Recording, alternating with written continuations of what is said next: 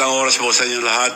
Gusto ko lang po magpaliwanag sa nangyari kanina na nahuli sa bus lane. Yun po, I'm very sorry. At hindi sinasadya dahil nag-overtake daw yung driver. Hindi naman sa bus lane mismo, nag-overtake lang sa... Hindi nakasara yung kasi bukas. Nag-overtake. Anyway, hindi dapat tularan.